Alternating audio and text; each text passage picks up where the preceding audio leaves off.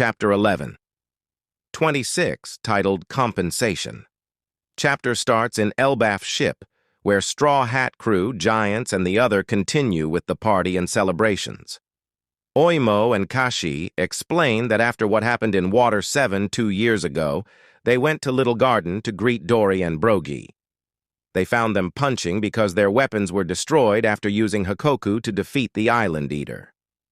Oimo and Kashi realized that Dory and Brogy can never finish their fight to the death without weapons, so they convince their bosses to come back to Elbaf and get new weapons first before continue fighting. Nami asks if they will continue with their duels. Dory and Brogy says most definitely. Nami says I can't. But then Usopp says, "Hey, Nami, didn't you learn anything from Little Garden?" Luffy says, "You tell her, Usopp." Sanji says the alcohol they are drinking is pretty strong. One of the giants tells him it's an absinthe called Green Fairy, and they must be careful because it even causes hallucinations. Bonnie is sitting on Kuma's lap, and we can see a little smile on Kuma's face.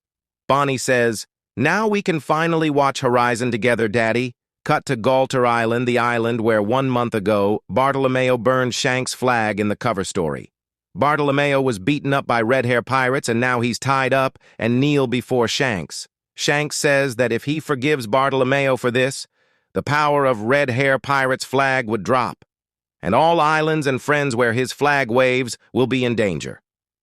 Bartolomeo apologizes to him in tears. Bartolomeo says, "You are absolutely right. I'm really sorry. I didn't even think of that. I just went ahead and did something stupid out of ignorance." Hongo gives Bartolomeo a little bottle. Hongo says, "This is a very deadly poison. You have 1 month to make Straw Hat Luffy drinks. Whoever drinks it will die from immense pain with blood bursting out of their body. Your boss must take the responsibility for what you did." Bardo Club Pirate says, "That's too cruel. Luffy and the other senpais have nothing to do with this." Suddenly, Bartolomeo grabs the bottle of poison with his mouth and drinks it himself.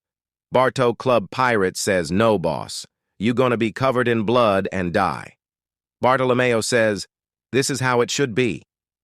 Shanks and Beckman observe scene next to Hongo while Bartolomeo talks in tears. Bartolomeo says Luffy Senpai didn't give us his flag or his brother cup to bear them. We just took them on our own, so it has nothing to do with Luffy Senpai. I don't want even a second of Senpai's precious time to be wasted on the likes of us. This is just another incident of a scoundrel who foolishly challenges a Yonkou and paid the price for it. Hardly newsworthy.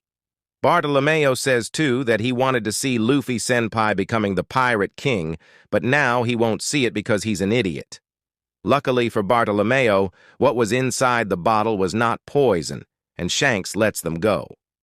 As going Luffy Senpai sails away from the island at full speed, Bartolomeo tells Gambia he thought Shanks was a terrifying man because of his Yonkou status, but now he has discovered Shanks is very naive.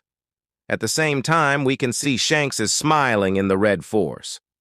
Beckman approaches to talk to his captain. Beckman says, "What are you grinning about, boss?" Shanks says, "It just brings me joy to think Luffy has someone that cares so much for him."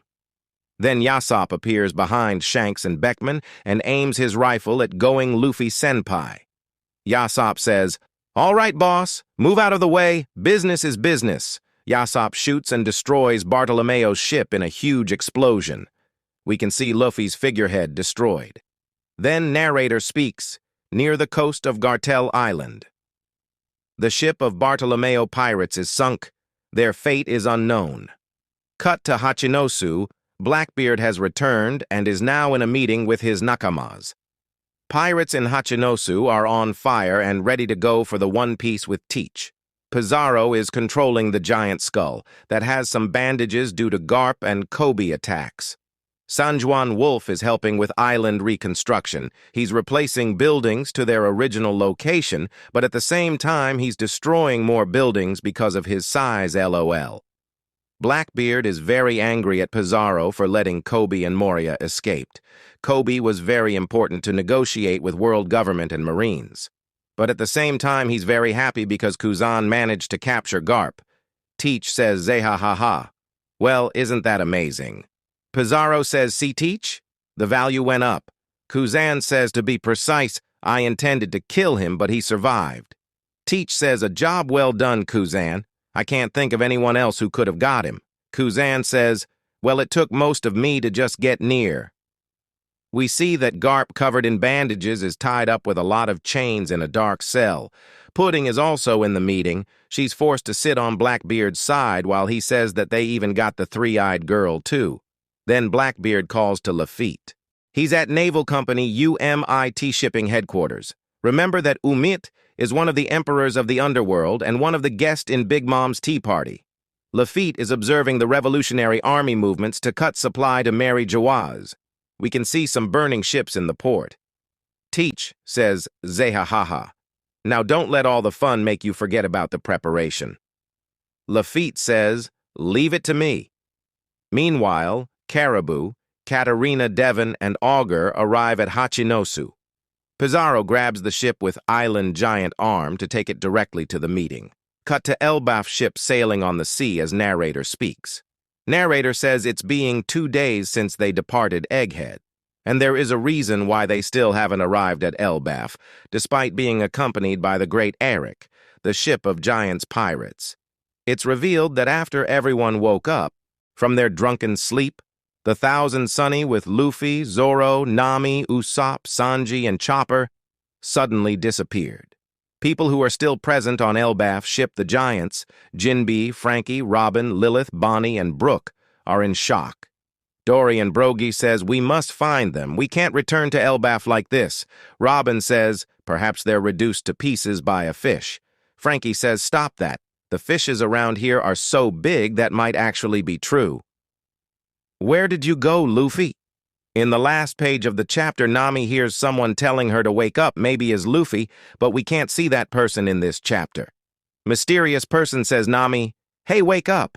Nami says, "Ow, I think I drank too much."